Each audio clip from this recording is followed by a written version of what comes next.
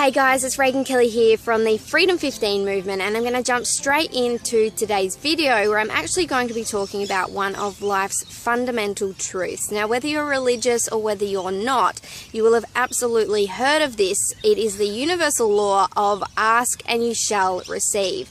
Many of you out there that are watching this video likely have kids of your own, and if that is the case, then you will be very familiar with the reality that kids are the masters of persistent asking. So whether that's for a 50-cent ice cream cone or a 50-meter swimming pool in your backyard, like later this afternoon, they're really not going to have that hesitation to ask for it. And they have a lot of influence when they do ask, and they're definitely not afraid of what your response is going to be. But like with many things, some of which I've already discussed throughout the Freedom 15 videos, between childhood and adulthood, we somehow lose that ability to ask for what it is that we want.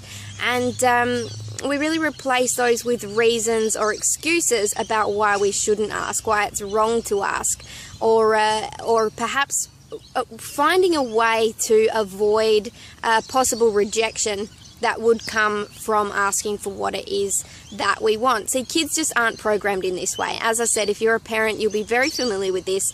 Kids are just going to ask no matter what. They're not going to have the same hesitations that we somehow develop as we develop into adults. So there is a fundamental truth that lies in the statement of ask and you shall receive, and that is that the world responds to those who ask. So really, the quicker we can get over whatever this obstacle is that's standing in the way and preventing us from asking in the way that we would if we were a child, the quicker we're going to be able to realize those dreams or those goals or whatever it is that we're trying to bring to fruition.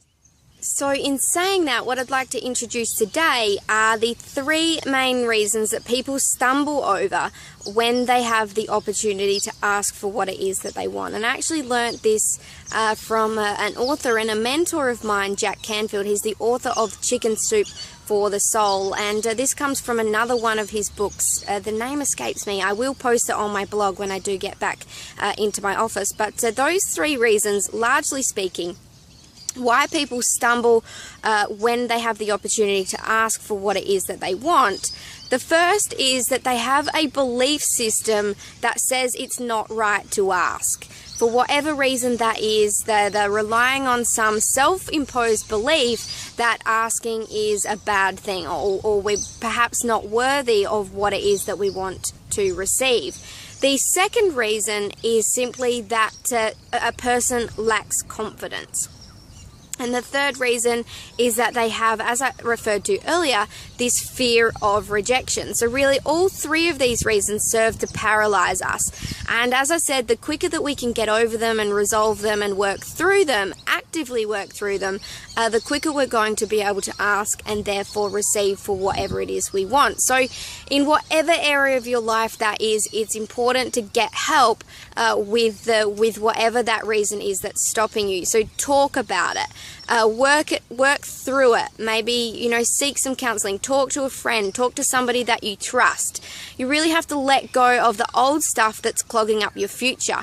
And it's that same stuff, as I said, that's strangling your ability to ask. So it's really a matter of facing these fears. And the quicker that you can face them, the quicker you can overcome them.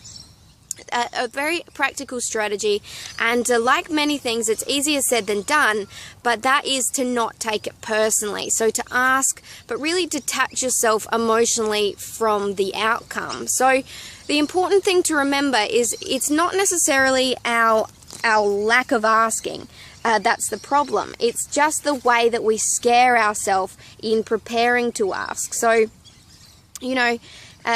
it really starts with a simple phrase. We can say, I want to ask somebody out on a date, but I scare myself because I'm afraid that this person doesn't feel the same way, or, I'm scared of rejection, or I'm scared of what my friends may think, or whatever it may be. So it's a way of rephrasing how you're asking and what's actually stopping you from asking.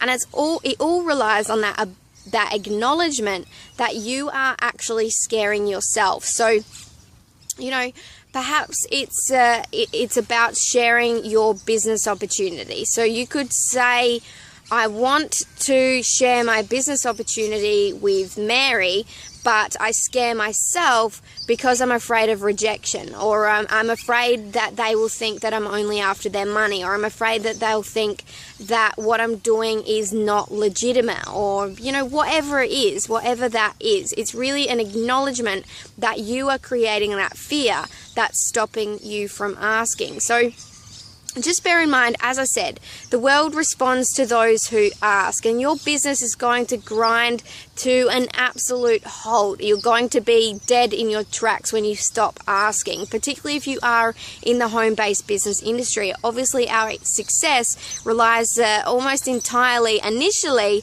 on our ability to be asking and to be exposing other people to the business opportunity that we have for them. So, find that childlike state and lose those hesitations and those fears that you've programmed into yourself somewhere along the way that says that perhaps you're not worthy, or there's some other reason that you shouldn't pursue a particular avenue. So thank you very much, you guys. Make sure you check out the written blog post that will be attached to this video over at freedom15.info.